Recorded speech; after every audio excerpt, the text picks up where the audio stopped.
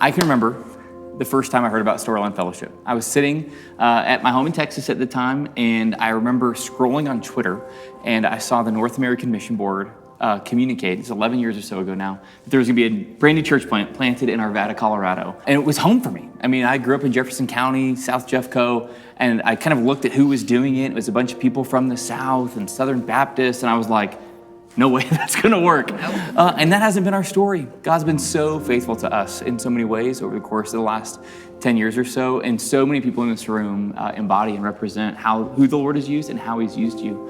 I just would love to hear from some of you, what was your first experience with Storyline? We had gone away from Colorado for a while, and then we had come back. And so we said, okay, we want to find a church, go back, get reconnected, a nice community, local church that basically preaches the word. And we got a flyer in the mail, and it talked about this church over at meeting at Westwoods Elementary. So we checked it out. So that little tiny cute community church that we thought we were joining was Storyline Fellowship. When you showed up, there were only like 30 parking spots. And so you're like really worried about, and we're like, we have to go early so that we can get a parking spot. And then you walk in and it's a carpeted gym / cafeteria, and you're just like, I don't think this is going to work. And yeah, it was amazing to see how God worked through that. And then quickly, again, I didn't live this with you, but you outgrew that space and needed to find a new one. What was it like to transition from Westwoods into a new space? Well, we had to become a mobile church. We didn't know if we'd be meeting in the cafeteria or the auditorium. And it could change every Sunday. Mobile church is hard. Yeah. We had never done that before. We had to bring in all the toys, everything for the preschoolers to play with and draw, and all the little chairs for them, and turn it into a fun spot for kids. And then get it back. And then get it back for school. It really was, in those early days, the work of the people. That's what I'm hearing from so many of you. It wasn't 2 or 3 people making ministry happen. Ben Mandrell and the Mandrell family, Lindley and their kids, they don't fit the normal church planting profile. When you think about Ben's gifts and his ministry experience before he planted Storyline, I mean, just stellar. A stellar communicator, somebody who had led at a high level. He heard, Ben and Lindley heard from the Lord that we're supposed to go do this. Tell me some of your memories of, we've got to leave RV because we have to do something next. The week that we said we've hit a wall, literally that week is when Walmart showed up on the scene. Didn't show up, it was there, but it was ready. They were going to market. They had not listed it yet. Actually, we beat them to listing. They gave us a number. We said, how about this number, which is $1 million something less than the number they sent to us. And they said, okay. You're like, actually, now that I have you in this mood. And what ended up happening is we were able then to go back to the footprint, back to the square footage we were hoping to get, and do the things that we were dreaming we could do. And I remember seeing a picture.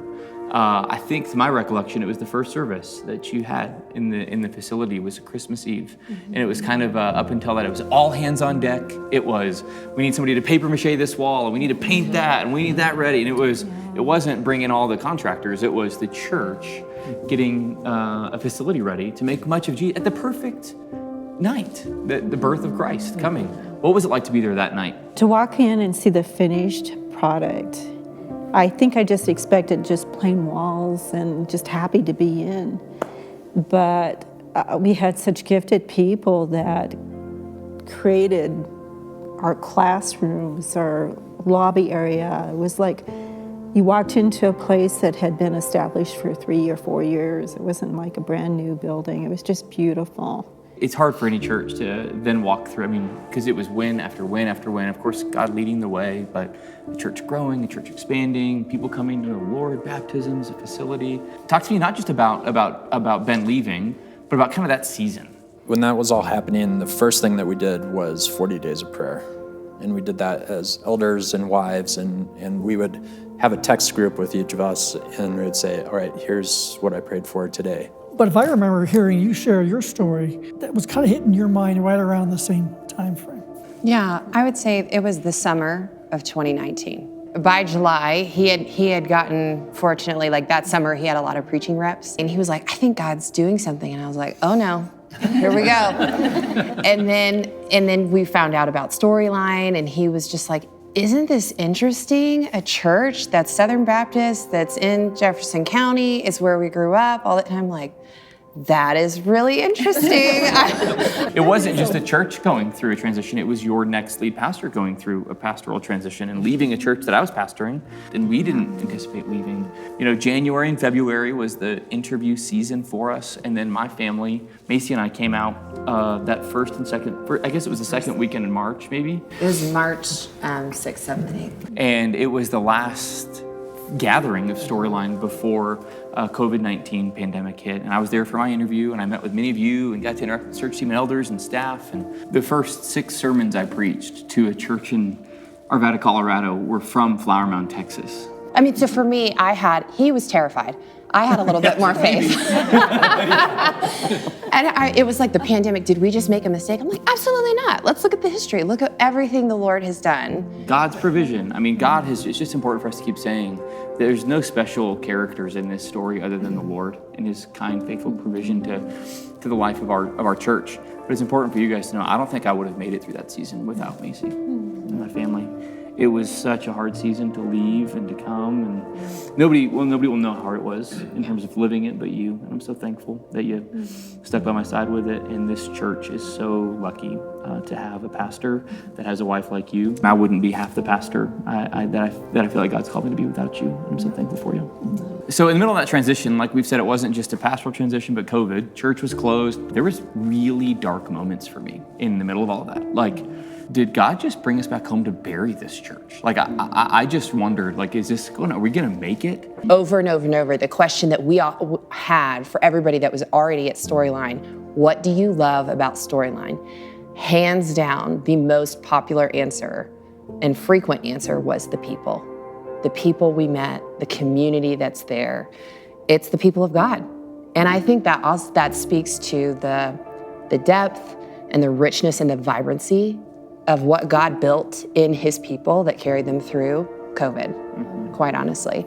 The newcomers who came, us and anybody else who ended up moving or starting to come in the church in the middle of COVID, the hardest part was getting to know that community because we, had to have a barrier and had to have a distance. And so to see that the Lord has just carried that through every year for the last 10 years has been amazing. In those next couple of years and months, I mean, just God, again, continues to blow us away insofar as, like, he kept saving people. Like, we baptized a lot of people, even in the midst of hard church situations. And I don't have the numbers in front of me, but it was 20 people a year, then it was 40 people a year, then it was 60 people. In the last couple of years, it's been well over 100 people, I think 134 this past year, and just seeing his faithfulness. And Josh and Amy, you guys had the chance to come in kind of in what was, a hard season. We'd had some staff transitions, and talk to us about that season. We had felt kind of a loosening where we were at, and we thought we'd be there forever, and just the Lord kind of asking us to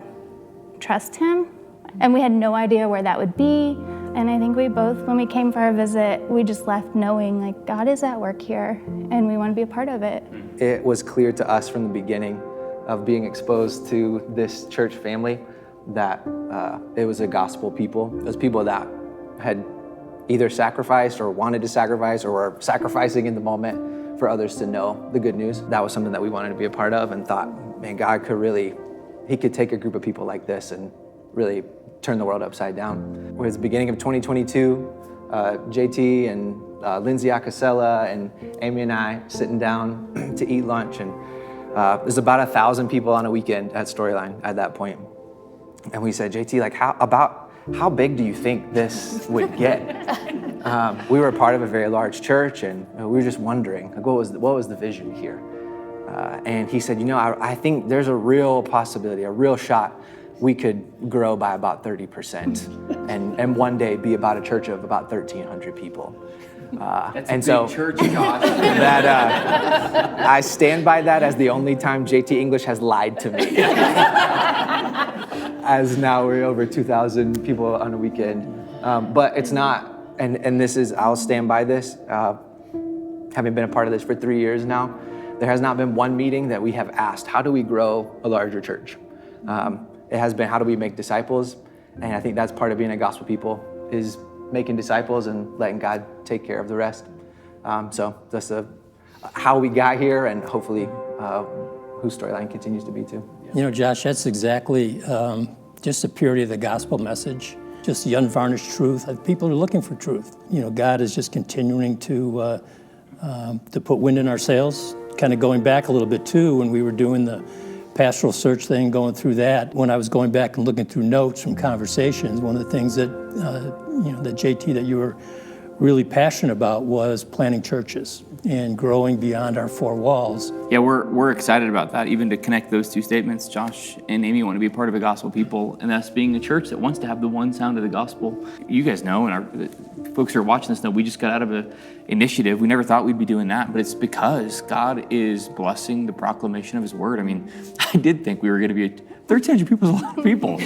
So, I mean, that's bigger than Storyline was pre-COVID. Like, in my mind, to get back to that would be like amazing. Like, a lot of churches didn't make it back to that. But as Josh mentioned, you know, as we film this right now, averaging around 2,300 adults, taking near to 500 kids back there on a Sunday. I mean, it's a lot of people have the opportunity to hear one clear message every week. And it's the good news that Jesus came to save sinners. But we also don't want that just to be at 64th in Indiana. That we want that. We want as many people as possible to come and hear the good news. I mean, part of Storyline's DNA from the beginning, I mean, literally being a church plant and planting several churches already, is that we want to plant more. We want to plant Storyline DNA churches up and down the Front Range in Colorado. I remember the search team was asking me about my heart for that, and I said, I really see Denver and Colorado as the gateway to the West. We want to plant as many gospel-centered churches as possible. I mean, when the gospel goes deep in one place, I think it multiplies, and that's a natural outworking of a gospel people as multiplication, which I think speaks to even the culture of our people, that we are a joyful people. 11 years ago, Storyline didn't exist. Right now, we have two congregation plants, church plants that don't exist. Can you imagine God doing this again? You know, Dennis was my 8th grade teacher, a Sunday school teacher.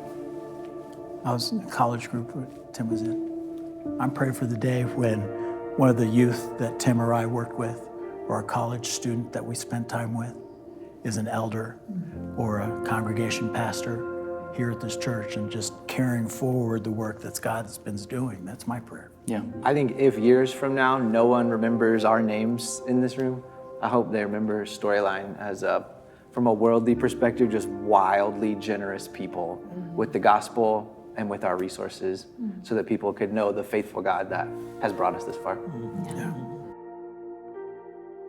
I love those men and women, how God has used them, used their faith, used their gifts, and used their talents. But Storyline isn't just about that room and those men and women. Storyline is about you. Whether you've been a part of Storyline for the last 10 years or only the last 10 weeks, you are a part of this story that God is writing here in Arvada, up and down the Front Range, and to the ends of the earth. And I believe God desires to use you. It's not right for us just to look back at the last 10 years and sing of God's faithfulness, though we should. It's appropriate for us in a moment like this to, in our looking back, to also look forward and to pray with faith and to act with boldness to consider all that God might do in the next 10 years. So Storyline, I want to call us as we look back to also look forward, believing that God is not done yet.